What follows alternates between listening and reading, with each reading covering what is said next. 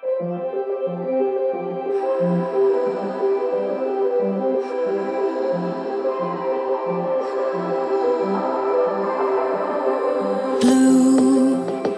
the feeling behind my eyes. You stood out 'cause you were in red. Hello and welcome back to my third race of the season here at Dunsfold Circuit for the Southeast Road Racing League. It's about a 10k lap, and we're doing about, I don't know, nearly 9 laps, including the neutral zone. So roughly 90k on the calendar, and yeah, I think I've got a decent shout of a good result today. Came 4th on this race last year, or the same circuit anyway, and so looking to better that today and hopefully pick up my first win of the season.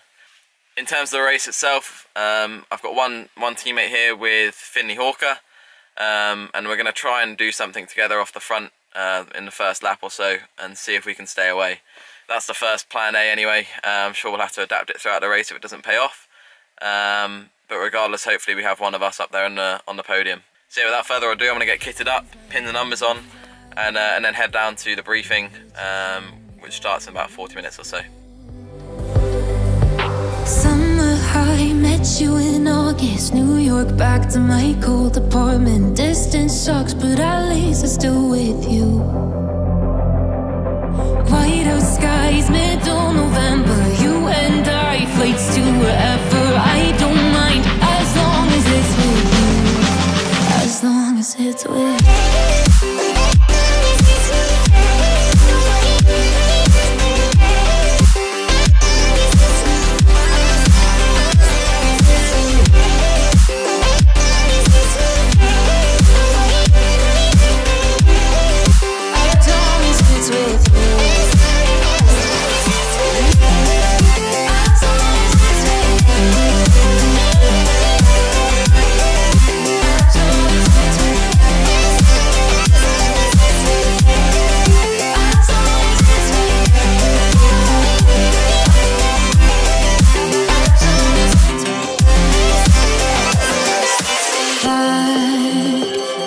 That we met at, where you were just a face in a crowd, and now I can't imagine me with anybody else as we close out the night underneath the lilac sky.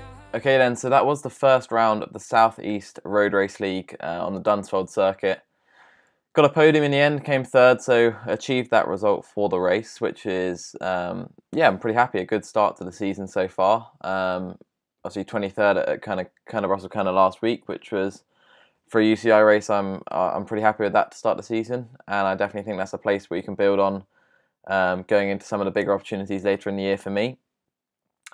Now, I thought it might be quite interesting if I show you a little bit of what I do after a race, how I analyse a race, how I analyse my performance.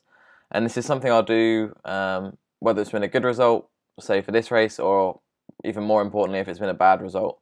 It's just the way I like to do things, the way I like to analyse and see where I went wrong, so hopefully I don't make that same mistake in the future. So we're going to dive into a program here which is called TRAININGPEAKS. Now, if you're not a cyclist, if you're a cyclist or a triathlete or a runner, and anyone in endurance sport, you will know probably what TRAININGPEAKS is. But for those people who are new to the software, it's basically a way that coaches and athletes can plan and analyse their workouts, their training, to sort of maximise their performance for their peak goals. So this basically breaks down all of my power profiles, my heart rate values for the race. You can see if we sort of eliminate that initial neutral zone, the overall race, I averaged 4.5 watts per kilo for 2 hours. So it's relatively, it wasn't easy, but it wasn't all out the whole way. Average heart rate was 166 and a max of 184, which is relatively low, but kind of shows that I'm in relatively good form for this start of the season, especially after a big block of training in Spain. The normalised power, when I'm at a weight of roughly 58 kilos at the moment, the normalised power was 289 watts, and the average power was 262. So, well, what's that? 37 watt spread. So it kind of shows that it was a relatively spiky race, as you can kind of see here. lots of peaks and troughs, and especially before that break got away that I managed to get into. So in terms of the race itself, it was 8 laps, roughly, well, just over 8 laps, 90-kilometer circuit, and it took roughly, well, it took 2 hours and 7 minutes total. Now, my plan going into it, as I mentioned slightly before, was to try and animate the race as much as possible. I knew from last year that the break went really early on, and I wanted to try and get up the road early and kind of show the legs that I had. Sadly, it was a strong field, and it was quite bunched together towards the start. Really hard to get away, as I think a lot of people realised that last year they probably let the break go away too easily, especially with 2 teammates in it last year.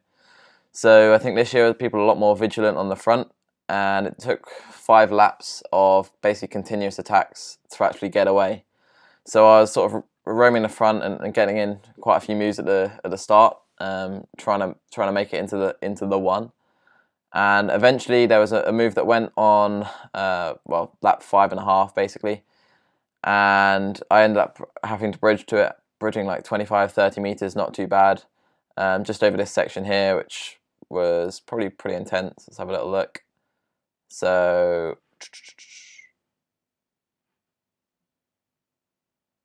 averaging 291 watts, average heart rate of 1.7. So again, making sure I'm not going into the red, trying to keep a relatively constant effort over a really rolling circuit, but obviously doing enough to actually bridge to the guys that are pushing it on the front.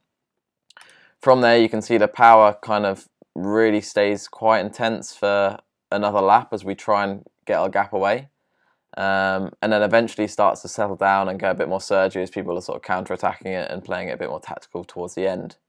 So what am I looking at here when I'm analysing? Well, key things I'm looking at is how can I have saved more energy during the race? What are the kind of things to work on?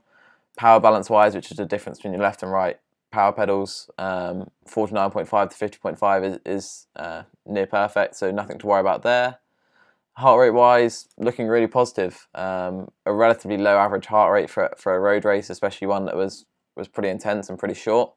So to be at just 164 is promising at this point. Shows that I've got some form. And so for me, the main takeaways from this race has been more of a tactical side of things.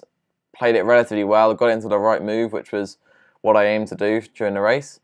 I think the key takeaway for me was probably this last section here, where the counter-attacks were really going, and I followed the guy that I thought would be the strongest in the final, which was fine, but that move got brought back. It was the first counter-attack that really went for it, and as I got onto that wheel, should have been more vigilant for people going over the top, and the person that did go over the top managed to get away and stay away for the win. So had I been a bit more vigilant, checking over my shoulder a bit more thoroughly in that moment, then perhaps I could have got a bit more of a reaction, a bit more of a jump across to that wheel. That's just a lesson for next time, so I can take away from this race, and it's all about learning at the end of the day. So that's what I'll be doing to improve for next time from this race. And the next one that's coming up is the Tour of the Peaks, so a big National B race up in the Peak District, and that is on the 18th and 19th of March, I believe, up near Manchester, a really hilly course and going to be a really strong field. So hopefully you join me for that one, and I hope you found this sort of analysis, what I do after a race, how I analyse things, relatively interesting, and yeah, I'll catch you for the next one. Peace out guys, ride safe, and see you later. Blue, the feeling behind my eyes. You stood out 'cause you were in red.